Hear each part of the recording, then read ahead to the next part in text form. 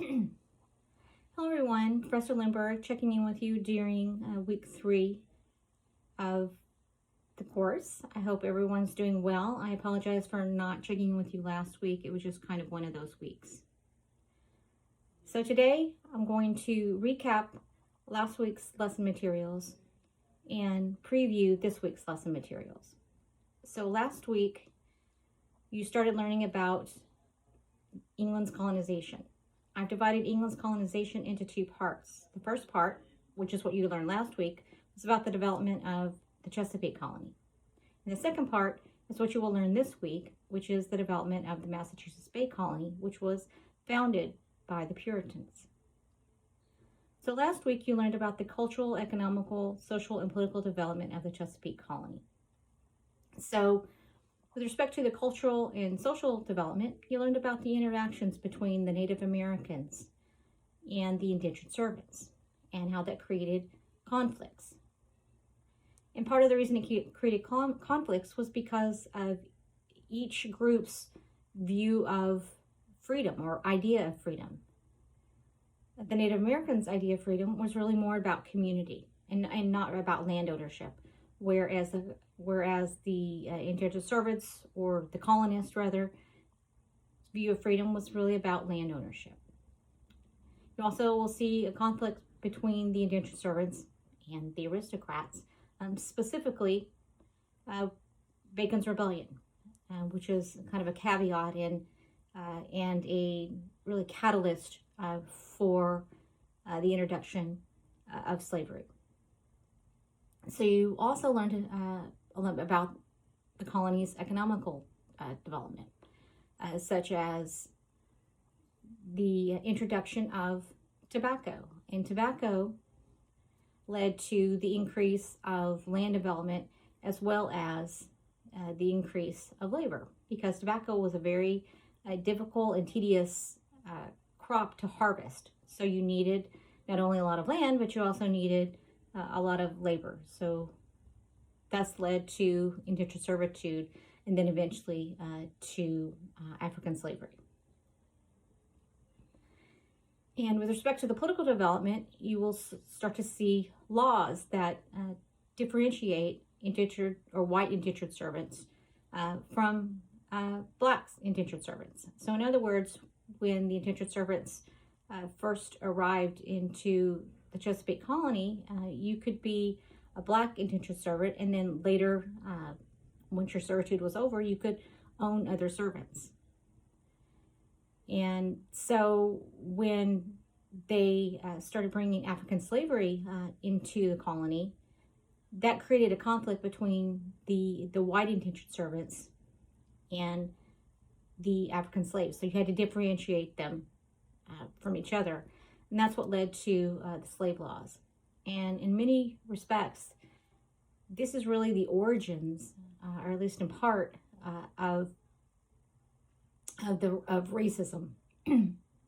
So I want you to keep all of that in mind, all of the developments in mind when you are reviewing this week's lesson in regarding the Massachusetts Bay Colony, because the Massachusetts Bay Colony is going to develop a bit differently. And the Massachusetts Bay Colony is going to be founded by the Puritans and based on religious freedom. But keep in mind that religious freedom doesn't mean everyone's religious freedom. It just meant religious freedom for the Puritans. They are looking for a utopia. So not, so you either abide by their rules or you were not allowed to live there. They did have a labor source, but that labor source was primarily family labor, children, mom and dad.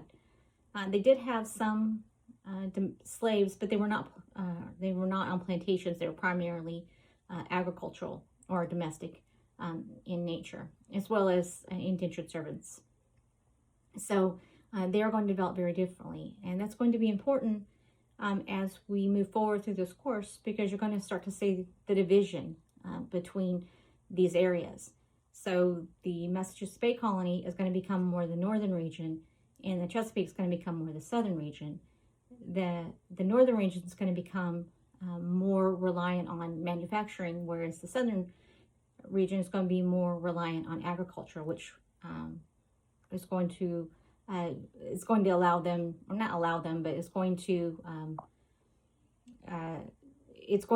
develop into the expansion of slavery in the southern region, and that's going to eventually cause conflict, which is going to eventually lead to the Civil War. You during both last week's lesson and this week's lesson, you're going to be working with primary sources. Last week, you worked with some sources on a website. And just keep in mind that just because those sources were on a website doesn't mean they were secondary. They were actually primary sources. Just because something's digitized doesn't necessarily make it a secondary source. So keep that in mind. When I say primary sources, those laws, for example, or those contracts that you looked at, those are primary sources. They were just digitized for access. This week you're going to be working with primary sources as well. You're going to be learning about the lives of the Puritans, what they believed in, about their lives of their children. So you will be doing a source analysis for those sources. What I don't want is just a summary of each of the sources. That's not what I'm looking for. Make sure that you look at the source analysis template. I want you to follow that template. So you're going to have a source question, and you want to answer that source question using the sources. So I don't want you to just regurgitate what's in the sources necessarily. I want you to just provide a couple of examples, or at least an example of that answers the question. For example, describe Puritan life. Well, give me a couple of examples. Give me an example from each source, and make sure you have at least a paragraph per source. So keep that in mind. I'm not really big on quoting, so if if there's a couple of quotes that make sense to include, that's fine. But I don't want you to quoting big paragraphs. I want you to say it in your own words. Give me those examples in your own words. So if you have any questions about last week's materials or this week's materials, please let me know. If you have any questions about the assignments, also please let me know. You can email me. If you need to meet with me via Zoom, please let me know. I can set up an appointment with you for that. So otherwise, take care. Have a great week, and I will check in with you hopefully next week, if not before.